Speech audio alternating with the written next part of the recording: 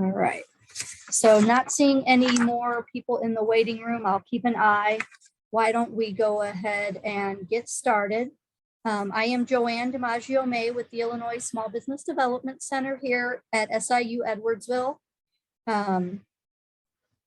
More of the southern region here in the state. I come from a restaurant background and have been with the SBDC originally as a graduate student, but back full time, going on about 9 years now.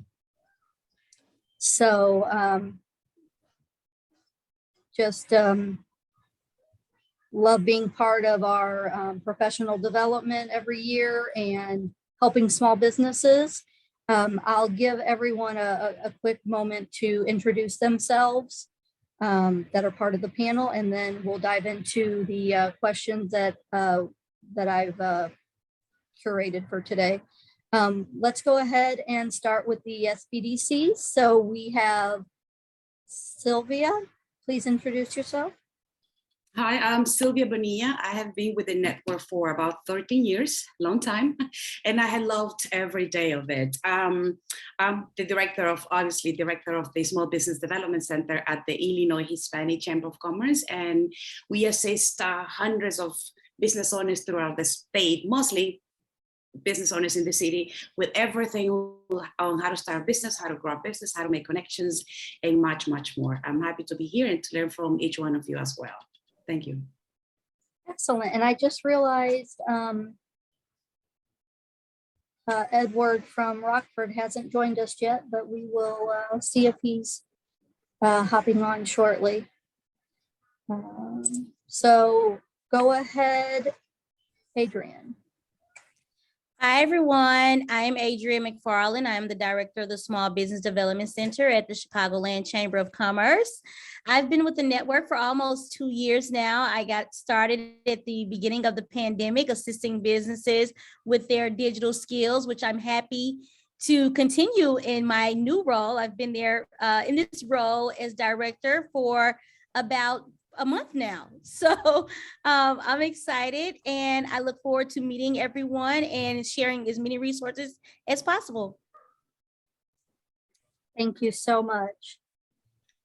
And since we don't have Edward just yet, perfect. Thank you, Brittany. You'll let people in for me. I will go ahead and let the chambers introduce themselves. Go ahead, Wendy. Hi, I'm Wendy File. I am the president and CEO here at the Greater Belleville Chamber of Commerce in Belleville, Illinois. And I just want to say thanks, Joanne, for inviting me to participate today. Thank you. I really appreciate your participation and support. And Sarah, please introduce yourself. Hi, everyone. I'm Sarah Barnett. I'm the Senior Vice President of Operations and Administration at the Chicagoland Chamber of Commerce. And I've been lucky enough to be overseeing the small business piece for a little bit here while and getting to work with Adrienne. So it's wonderful. Thank you very much for your time today. And last but not least, Debbie. I am Debbie Arell Martinez, and I'm the president CEO of the O'Fallon Shiloh Chamber of Commerce. And I've been here for 15 years. And I've enjoyed working with Joanne and her predecessors. And I think we've gotten a lot of good work done through our partnership. So looking forward to this today. Definitely. I appreciate all the hard work that we all put in every day. Definitely a challenging time that we're hopefully coming out of. All right. So my first question to everyone, and honestly, the first part of this is really for the SBDCs. We can kind of turn the question around for the chamber as well. So for the SBDCs, when you started with the SBDC, what do you wish you had known about being hosted by a chamber? Who wants to start? Sylvia, Adrian? I would say I didn't have any past reference, so I didn't have anything to compare with.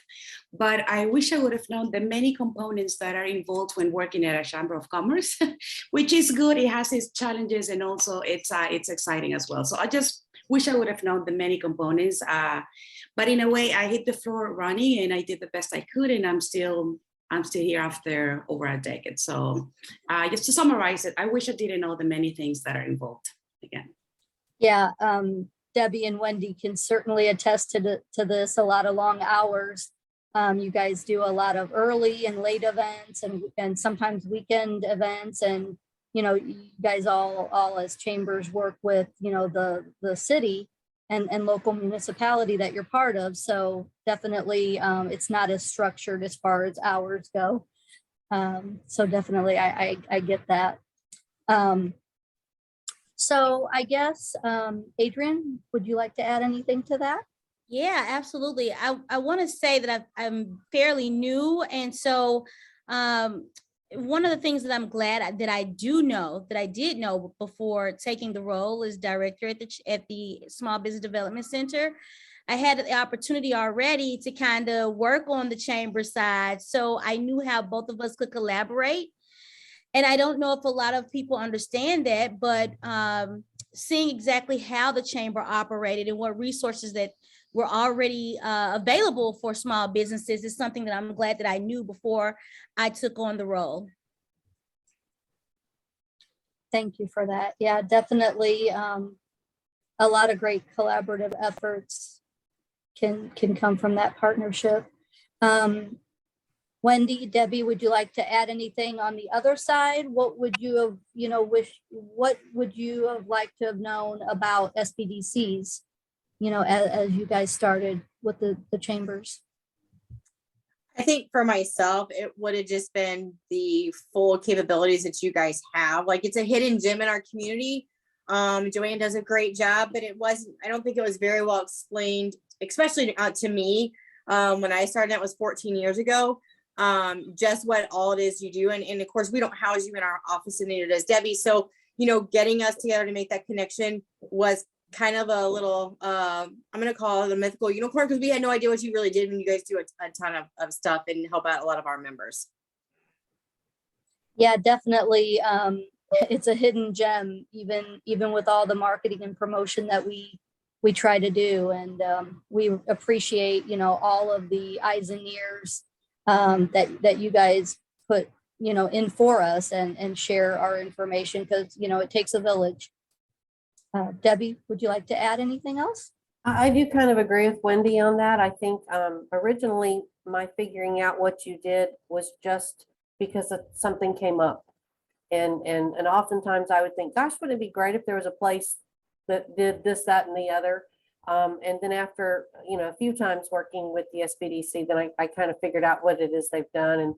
And then Joanne's done a great job of explaining it as the years have gone by. But I think that's something that maybe we need to do a better job educating the public, educating the business community, because it's always surprising some of the things that you're able to do. Yeah, definitely. Just a quick shout out to Wendy and her team. I was able to kind of share what we do on their podcast. And I think Debbie, you just sent something out about a podcast that you guys do in O'Fallon. So maybe that's another opportunity for us to get out there to the audience and the businesses. I haven't responded yet, but I will. Anything else before we move on to the next question? Okay. All right. So number 2, in your opinion, what is the most valuable way you as an SBDC or chamber work together to support small businesses in your area? I would like to, go ahead. I would like to say that is the plethora of opportunities that come with having a chamber has assisted the SBDC a lot, and vice versa. For example, in the last 8 months, I have been able to give $60,000 in grants to very, very small businesses because of our relationship, because of someone that we met from Office Depot. They told us, oh, we have some money, we're trying to give to very small businesses. And my boss was like, you take care of it. And I'm like, oh, great. So we have been able to do a lot of things that I believe myself hosting an SBDC alone someplace else might not have the opportunity to.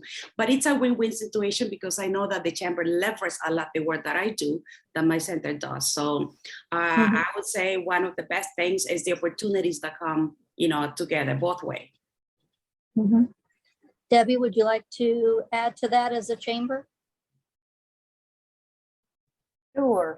I think one of the things is our ability to connect to various businesses. So for instance, I'm very in tune with my members, and maybe those who are not my members, I'm not as well in tune with, but Joanne seems to be, because maybe they started out working with her and she brings them to me. So I think that that's one way that helps me. And also the startups. I don't always have that connection when a business has an idea, they're thinking about starting a business, but they've started with Joanne. And the SBDC does a really good job of making sure that we know those people are there and that they know that we're there. And otherwise, I'm not sure we would have some of those connections. So I think that's definitely. Yeah. Well said. Sarah, would you like to add? Sure. I think the most valuable way is again what somebody said, collaboration. But it goes both ways, and I think that what I've seen especially is it is like, our members, being that we're Chicago, we have a lot of very large companies, big financial institutions, banks, things like that on our board, or hospital systems, but then, so you don't think that's not small business per se, but they work and they want to work with the small businesses. And so it's been a good bridge, I think, to have, it's not just the small businesses who can learn from the large companies, it's vice versa. And we're able to provide that. And I've also, I think, especially in watching Adrienne and how she works and how she's planned out her role, even in the brief couple of months she's been doing this, is that even the members we were at an event last night, and from BDO, a big accounting firm, they all know her, and they all, they want to now include small businesses in their programming and things like that. And they're just different opportunities that either side wouldn't have had before. Yeah, definitely a lot of connections. Maybe it's even connecting two businesses that maybe would never have known each other or been able to work together. It lets those small businesses that we have at the SBDC see the value of joining a chamber. And it's something that we always promote, even in our starting a business in Illinois monthly webinars. I mean, it tells you that in the starting a business manual that, hey, you may want to join a local chamber in order to network and grow your business. And so us being connected allows them to see the value by going to maybe an event or two, attending a virtual webinar before they're a member. And as they grow and are able to financially afford a membership, it's already on their list. They already have created a pipeline to membership for that. It's like a direct pipeline for a business owner who really wants to get out there and grow their business. Definitely, that ribbon cutting opportunity, being at a university, we have other ways of tapping into maybe some student interns and things, but the chamber can certainly also help find those employees that the business is looking for. And, definitely a lot of great opportunities to work together and share the successes of those businesses along the way. Anyone else? Anything else? All right, so next question. We've been talking about the positive and great valuable ways of working together, but would you say there are any challenges of working together as SBDCs and chambers? I can start, Joanne. I think Sure. the challenge is kind of what we discussed about in in our situation in the very beginning is that we're not located together in a building. We're not even in the same city, not even in the same county. So sometimes it's just that we don't get that same information, or, it may be a delayed information, I would say, that sometimes we get.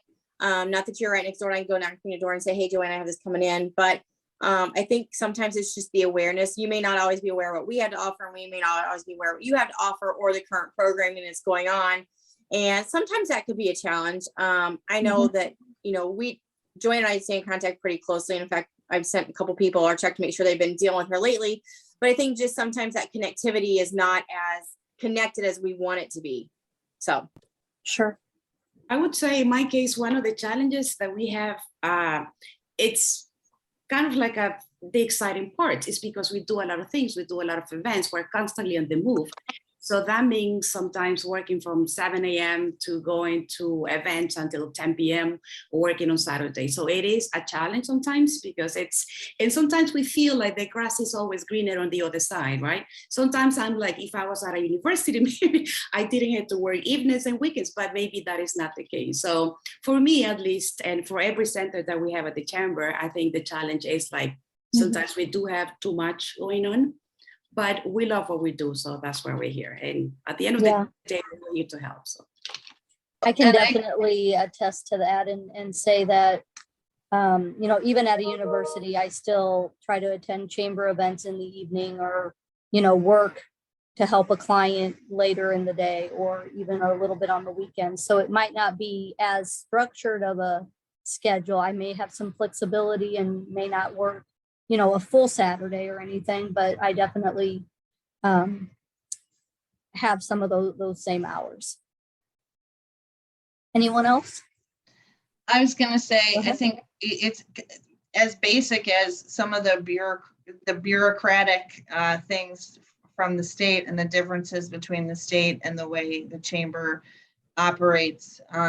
It actually kind of going back to question number one, we are lucky because frankly, our chamber CEO was the director of DCO for a number of years. So we and I worked at DCO. So we have an innate understanding of that. But I think in navigating some of those divisions and where you do have to keep the separation and not be collaborative fully as we talked about previously, but where we have to stay separate. I think is one of the challenges, and just to try to navigate that in a creatively. Certainly. Anyone else? I think I would say that, we have a lot of our own events and you have a lot of your own events. And because we're not together and because there's so many of us and just one of you down here, sometimes there's some conflicts between what we have and what you have to offer. And I don't know how, there's just no way we could deconflict that. It's hard enough for us as chambers to make sure that we don't have after hours on the same nights, that type of thing. So I'm not sure there's a way we can fix that, but we can offer it and let people make a choice. But I would say that would be a negative. Definitely. And I think it's going back to the communication, kind of like Wendy said.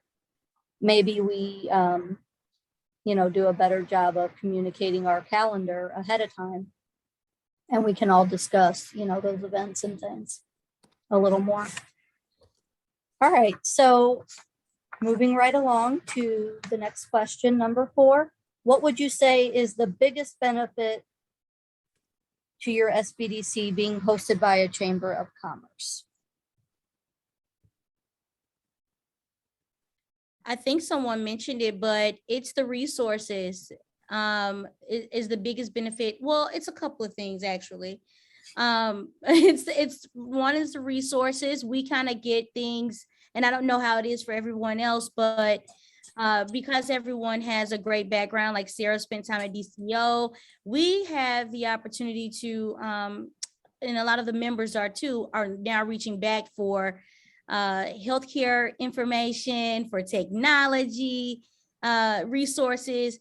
And that's something that the chamber focuses on, in which a lot of our small businesses I've saw the past couple of years have really dismissed their healthcare. It's like in the back of their business, they want to get their products sold first, and they'll worry about themselves later. And what the chamber having so many resources, what I've seen now, just currently, and I don't know if you guys are seeing this, access to healthcare for small businesses is a big topic. And then keeping up with the technology, whether you know it all and know what you're doing, or you don't know anything at all. And there's no in between. And so with the chamber having the resources and access to members who want to assist small business with that, I think that's one of our biggest benefits currently for working with the chamber. I'm going to echo that. Yes, it's Mhm. having like resources right there, members, people who are willing to, bigger business usually than the clients that I serve, and they're ready to help small businesses.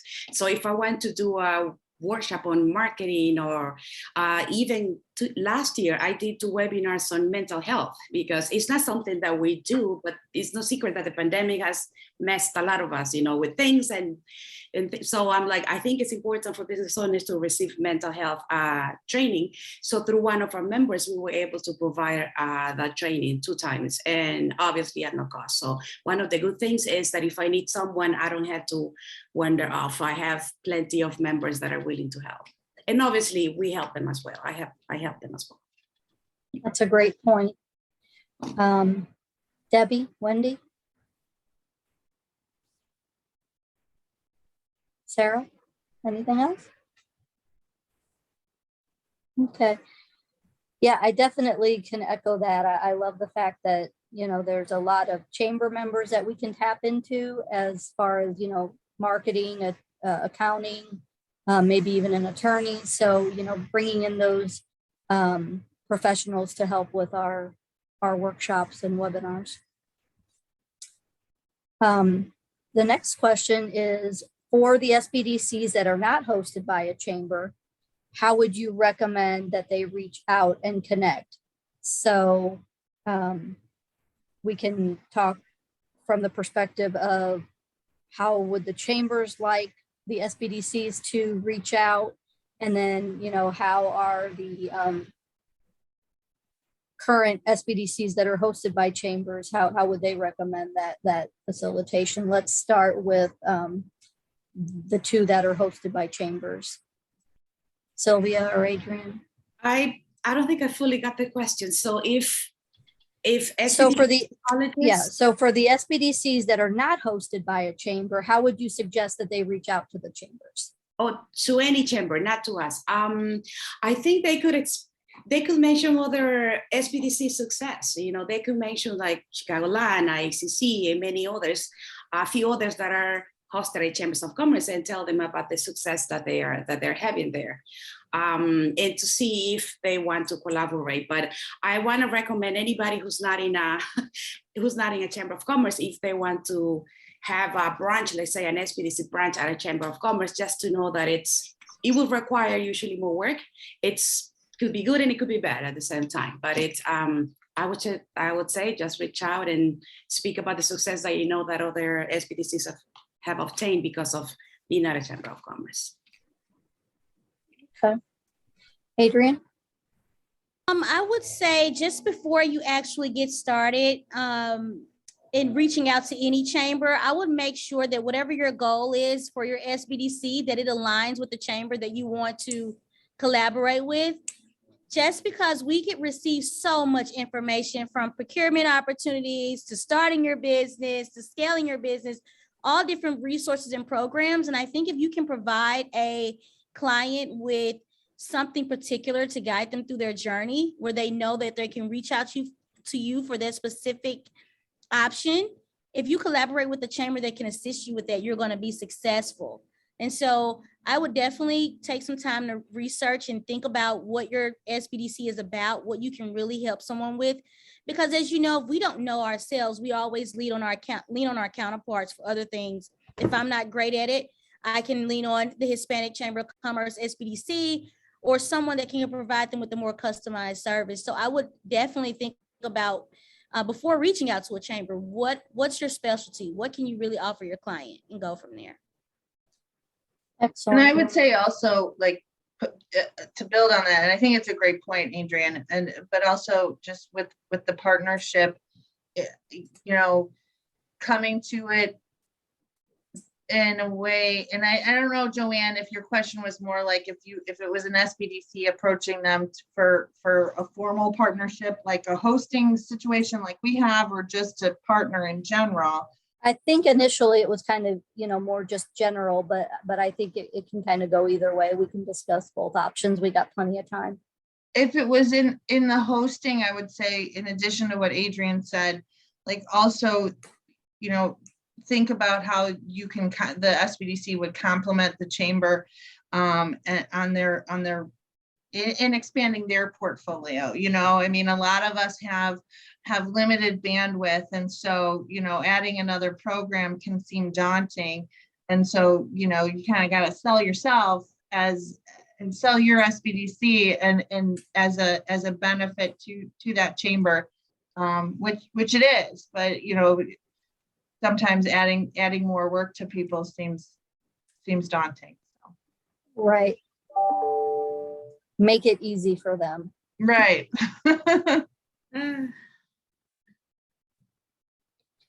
Anyone else? Debbie, Wendy?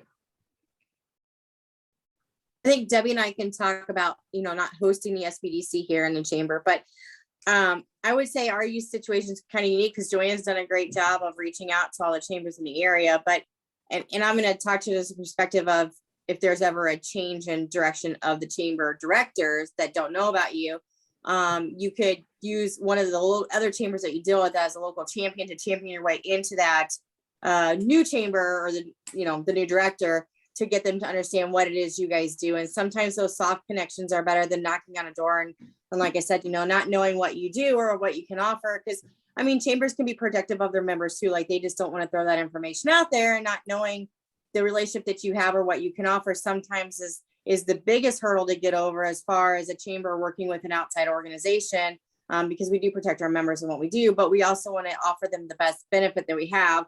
So working your way through a relationship you already have to a new chamber would be one of the better benefits that an outside SBDC and a chamber have together. It's a great point. Debbie, anything else? And I think to go along with that, it's just education to make sure that the directors of the chambers know exactly what you do have to offer. And our group, and we haven't done it a lot since 2020, obviously, but local chamber directors, we used to meet monthly, quarterly, and we would talk about various topics. And I think we definitely should in the future have you come to one of those meetings and just talk through it as a group, the things that we could do together. And I think that way everybody has the same information. They're starting on the same page there. And I think that we can get a lot of synergy going with that. Get everybody in one room at one time. Yeah, I'd be happy to do that. Let me know when you guys get back to hosting those. Soon, I hope. Gosh, I mean, I think it's definitely been 2020 for sure. Right. Okay, so we have a couple more questions. In what ways is it different having a chamber host versus a university or college host? I know we've touched on this already a little bit, but does anybody have anything else to add? I know we've talked about some of the communication challenges and the schedules and those kind of things. Is there anything else that we might want to talk about?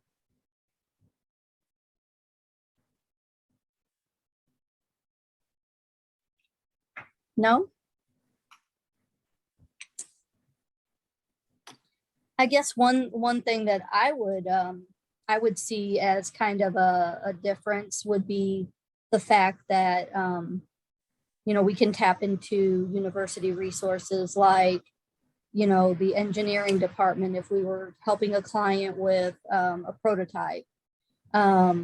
We've got students that are learning to become web designers. So usually in the fall, I believe it's just the one time a year, there's the computer management information systems department where we can get a few clients in there. Usually it's a new business. So it's a brand new website from scratch developed by these students. It gives them great experience.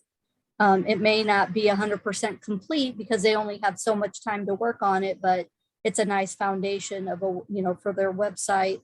at no cost to the business, and then they just have to start maintaining it or complete it if there's anything else to be done. So it's a very low cost, and it gives the students the experience. Even marketing projects as well. So I think those are some things that probably are a little different, when we're talking about chamber hosts versus the university. Joanne, I got a question Yes. about that. Okay. Do you guys, how do you get the students involved with the SBDC? Do they come knocking on the door, or is the communication, easy? Well, it's not always easy, but I think, Marty can attest to this. She's with our center. We have a great relationship with the School of Business. So we're able to, just address it through our department essentially. And, just since we've been around for many years, we've developed those relationships, and professors know that there's those opportunities, and we try to join. I think, again, it was probably 2020 or maybe even 2019. We had a meeting where faculty and chambers all came together, and we were able to kind of talk about the SBDC and projects. So that was that was a great opportunity to kind of share what we could bring to the students, and what the chambers can assist the university with as well. So it was a great meeting, and there's new professors from time to time that we get introduced to, and then we're able to kind of share what we do and just try to figure out how we can work together. Sometimes the departments are too busy with other projects, but it's really just developing those relationships and letting them know.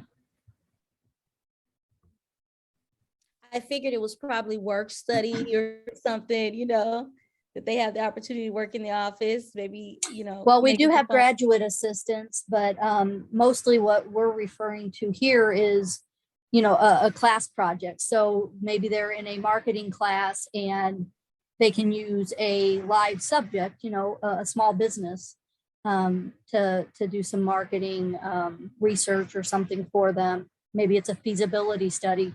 For example, we had a meat processor.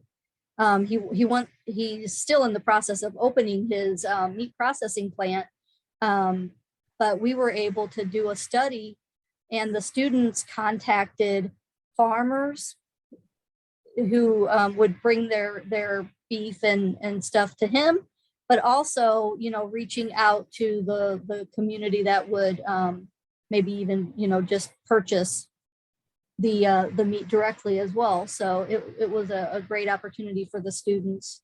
There's always marketing that the students are just so creative, and they know how to do the social media, so much better than we do. I mean, it makes me feel old sometimes, older than I am, seeing what they can do.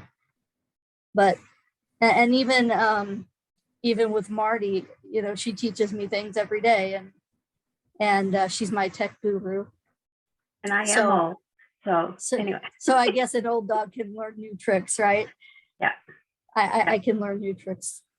My daughter was in on the class that did that marketing with the meat packer. And she said it was very interesting, and getting people to talk to them. It really teaches the students a lot, as well as serves the client. Yeah, it's definitely a win-win. They can put it on the students can put it on their resume, and it's a valuable, report or, survey or whatever it is that the students put together. So it's definitely a win-win. I definitely love that part. All right, so for our final question, how has the chamber leveraged the SBDC partnership to become a stronger organization? So this is for the chambers. We could certainly turn it around and talk about the SBDCs too. Debbie, Wendy, Sarah. I would say that it gives us access to some programs that we would love to put on, but maybe we don't have the connections or the resources, but you do. And that's something that we can offer our members. And so the more value that they can get from their membership, the more apt they are to stick with us. So I think that that's definitely a good way that we can leverage that relationship with the SBDC. And there's probably some things that you guys don't want to have to deal with, like, during the pandemic, the EIDL and PPP loans and all those things that we, as an SBDC helped with. Absolutely. Wendy, Sarah, anything else? Well, I would say as like a touchstone to small business, because again, a lot of our members are bigger, and the smaller businesses that are members of our chamber are larger, than they're not a store on Main Street, if you will. So for us, it's a touchstone to real, mom and pops and small businesses and what's going on. I think, especially as you referenced the EIDL and loans and things like that during the pandemic, we were needing that touchstone, because that was where, that was obviously like the biggest concern. And so to have that, and we really, we leaned on the SBDC a lot in that time for communication, for, who are your members, even for the small things, like we would get a call from reporters. What are the small, we need to know what the small businesses are saying. And that, the reporter's going to come to us, but we're going to go to the SBDC for that. Definitely. It's a great touch point, and you can direct them to the right resource, to the SBDC. Well, that concludes our questions. Is there any other comments on that last point, or any of the other questions before we open it up to everyone? I would like to add to the last question. Having an SBDC has been a major selling point to the chamber, because when they mention, oh, these are the things that you could do for your business, the SBDC is always the first one. And when we had EIDL loan, PPP, back to business, shadow venue, and so many grants and things that came through the SBA, that was a selling point for the chamber to attract members. I'm kind of surprised you mentioned Chicagoland, that you mentioned membership to clients, because I was told that we couldn't. So I hardly ever mention membership to our clients. No, we don't. I wasn't saying that we mentioned the memberships of the clients. I'm sorry, I didn't mean to. I think she said it like, but anyway, so we don't, but I do mention it, like, hey, it would be important if you want to. We also have membership, but our assistance is at no cost. So the chamber, when they are trying to attract members, they tell people, if you don't want to become a member yet, you could start with the free services, and eventually you could become a member if you want to. So they leverage a lot the SBDC, and because of the large number of clients that we see, then because of that, we have been able to get like a Fed Navigator, a State Navigator program, or other things. I think it's a very, in our case, having an SBDC, and my boss says this all the time, we have different centers, but having an SBDC has been, it was a breakthrough for the Illinois Hispanic Chamber of Commerce. Definitely. I always mention, go as a guest and check out, the chamber and make sure it fits before you become a member. There's definitely a great value, and they'll see it once they go, but, definitely they need to check out the setting and the scope of what the chambers can do. Same when they come to us, they need to get a good feel for what we do. And I always mention, all the different aspects, but until they really dive in, they don't truly see it.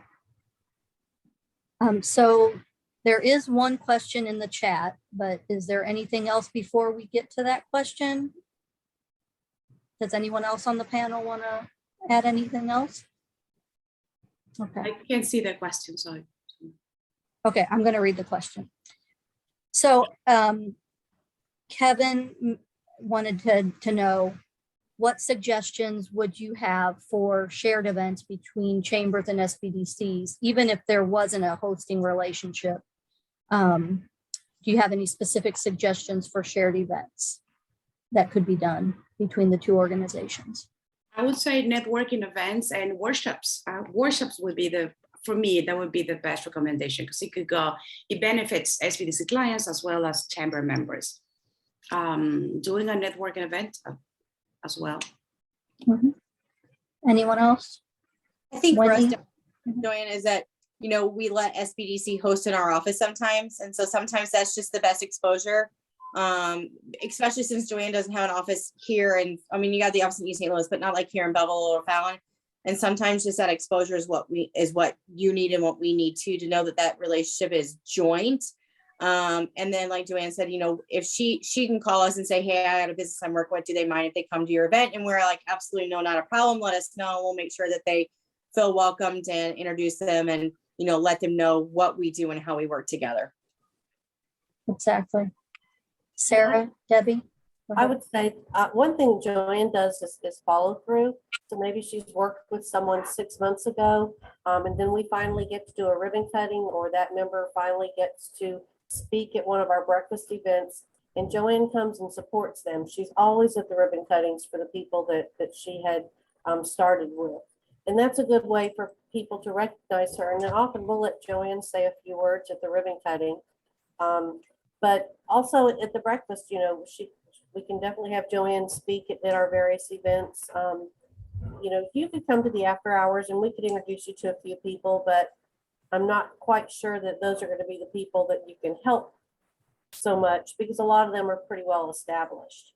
But at least they know you're there and what you have to offer. And for instance, if they're with a financial institution, then they can refer you when they have somebody come and say, hey, I want to start a business.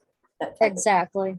We get a lot of referrals from lenders, but we are known for the startup process. That's probably something that a lot of SBDCs, maybe not all, but a lot of SBDCs probably deal with the fact that, we do business plan development and registration process and help them get the financing and get them off the ground.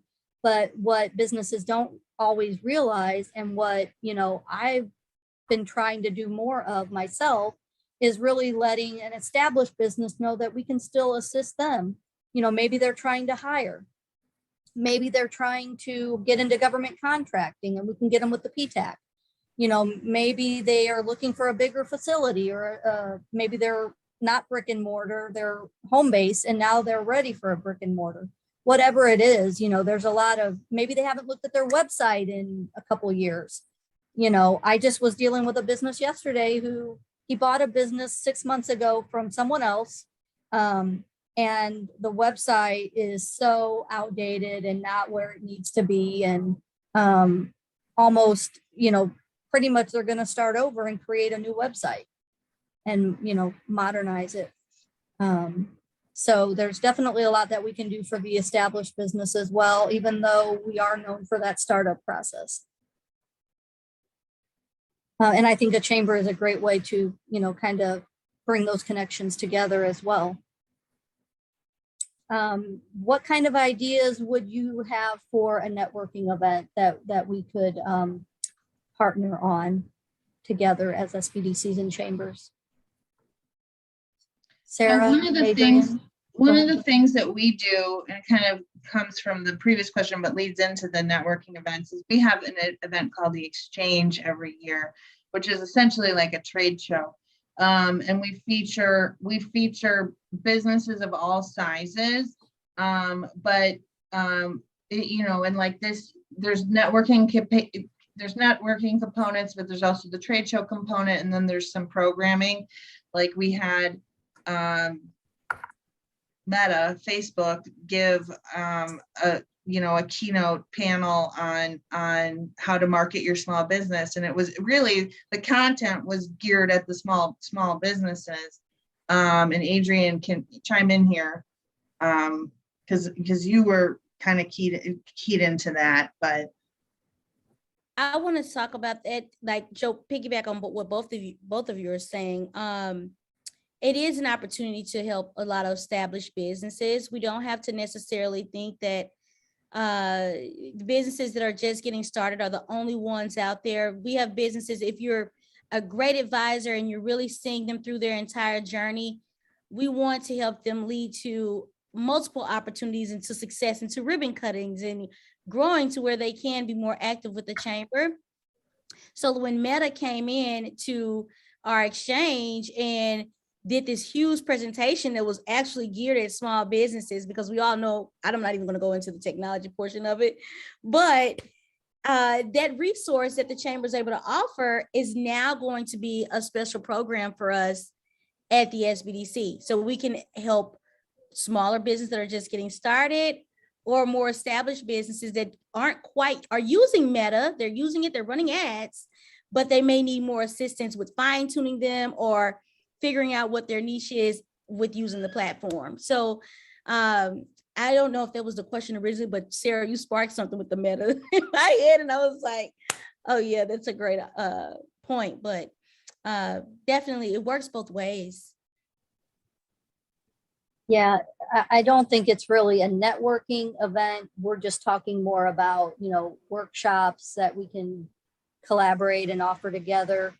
We used to do SBDC days, and we go to Debbie's office. We even were at Wendy's office, and we'd go to libraries or the city hall, wherever we could, and just get into communities that we aren't always visible, because we do cover 9 counties, actually probably a little more than that.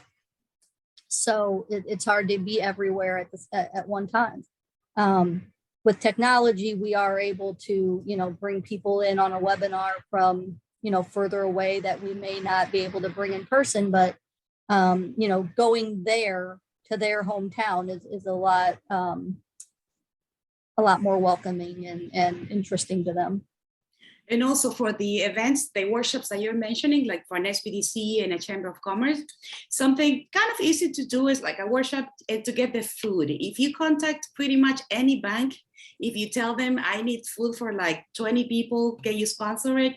I'll have your logo and I'll have you speak. I give them 5 minutes sometimes and they pay. They're like, I will pay up to $500, so $1,000 is the most. So the SBDC doesn't have to expand, have that cost, but it's nice sometimes to tell clients, you want to have breakfast or you're going to have lunch, and please be here. You're going to learn about, labor laws or marketing or so many different subjects.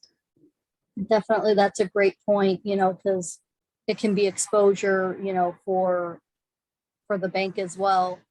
And, sometimes we've even done events at our small business clients' location. So it spotlights their facility and lets people see, what they have going on and how the environment is at their restaurant or, their boutique or whatever it is. So it gives, exposure to any partner that we bring in. Anyone else? Any other thoughts about networking opportunities? We've got about 20 minutes.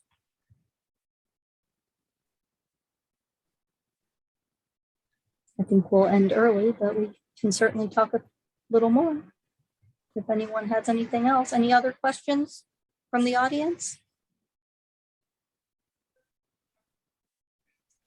No, Joanne, I do want to point out that you mentioned a couple of, I think it was a small business, not small business Saturday, SBDC Day.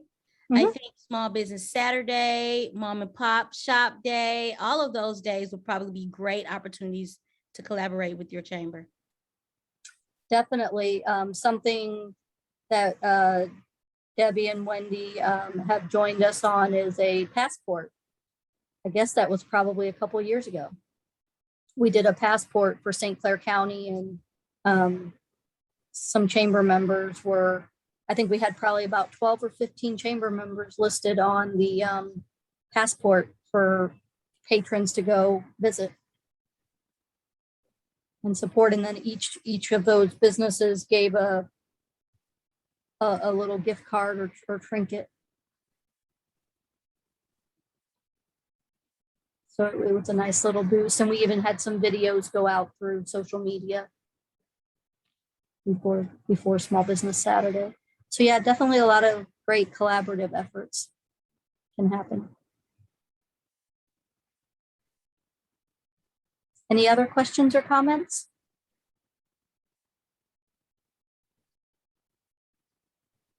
Okay, well, I guess I will give everyone some time back. I appreciate everyone's participation and definitely enjoyed our discussion. So I hope everyone took something away, and thank you, panel, again for your time. Thank you, Joanne. Thank you.